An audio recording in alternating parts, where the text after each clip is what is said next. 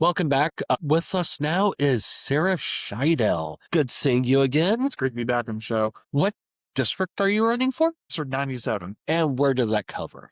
It covers about where Monument Circle is. It squiggles west to most of the way to the airport, and then it squiggles back down to the east to Garfield Park. Okay, so it's the near west Yeah, side near of west, Indianapolis. like close south Indianapolis. Okay.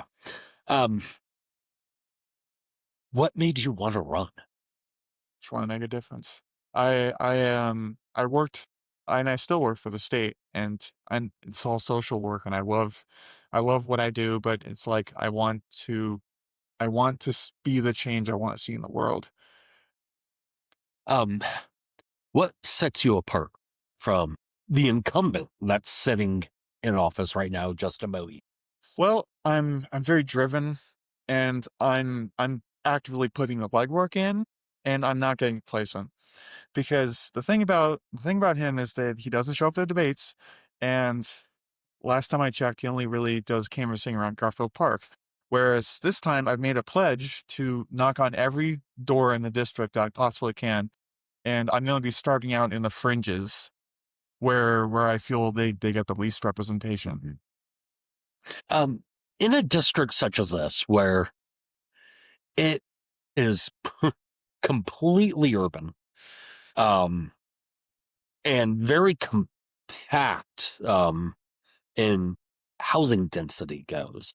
You go from multi-story skyscrapers to single-family homes that are about 100 to 150 years old down near Garfield Park. How do you send out messaging that incorporates everyone within the district? Well, the way I see it is the district is very, like you said, it's all urban, and I'm targeting specifically the working class. I want to resonate most with the blue collar, because I grew up in that environment, and I know how it is. I know how the struggle is. So, and the way I see it, that's most of the district. Of course, you have like urban high rises in downtown core where there's students and like people making double or triple what I do currently. But seeing as how most of the outlying districts are all like single family homes and blue collar workers is doing the best they can, I I want to be their best friend, and I'm not discriminating on party affiliation either. I'm knocking every single door regardless, and I'm there for everyone in the district. That's the thing. Who would you say is your political hero? My political hero? I can't remember her name, and it's kind of ironic that I can't because she's my hero, but she's like, I want to say the first trans legislator out of Arizona, I believe. Her wife runs the newsletter, trans safety map newsletter. You know what I'm talking about? For the life of me, I can't remember, but she has ran so we could walk, really truly, and I don't know where we'd be now if it wasn't for her. Really, truly. What are your thoughts about what they tried to do in New York City when at the Stonewall Memorial, when they tried to take down the pride flag, and how New York City went, no, you will not do that?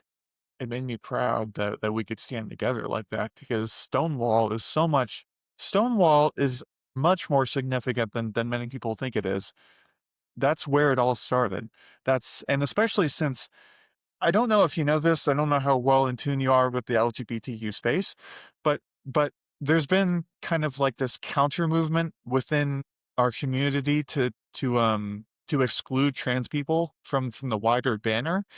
And that's doubly insulting, because a trans person threw the first stone at Stonewall, and that's where and it kicked off the entire riot. And the fact that the administration even attempted to do that is disgusting in and of itself. But I'm so proud that the New Yorkers could stand together and demand that it come back up. I mean, I love the line. First Pride was a riot. It was. It was a riot. It was a police riot because it was people, ordinary people, just fighting to exist in public space, and it's a shame that we're still fighting the same battles today, for just the same amount of decency and respect as everyone else has. What makes you wake up in the morning and do this day in, day out, trying to fight for the constituents? It's the drive I have in me to see a better place for everyone because I go to bed and I usually read the news before I go to bed. That might be a bad idea, but it's like I see the headlines and I see like politicians that are making it their life goal to make their constituents, and sometimes even wider than that, lives as miserable as possible. And I want to do the exact opposite. I want to uplift and I want to see people's lives made for the better because I'm struggling along with them. That's the thing is like I only make about 50,000 a year. So and rent takes a lot of that. So I get stung by the same high grocery bills and the same high gas prices and just the nickel and diming we're going through every day lately.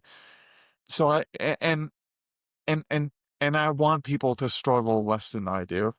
I want people to have a comfortable existence, especially since part of the problem today is that people don't remember a time where government worked for them because it seems like the government has just been chipping away at things over and over again for the past who knows how many years now. And I want to restore that faith that government can work for the people, not against it. If people want to learn more about your campaign, where can they find you? I have a website, sarahshydale.com. It is going to go through a bit of a facelift here in the next week or so while I prepare for my 2-month long walk. That contains my Act Blue link and a volunteer sign up sheet, and you can get to pretty much all of my socials from the front page. Well, Sarah, thank you very much. And we're looking forward to see how your campaign goes. Absolutely. Thank you. Thank you.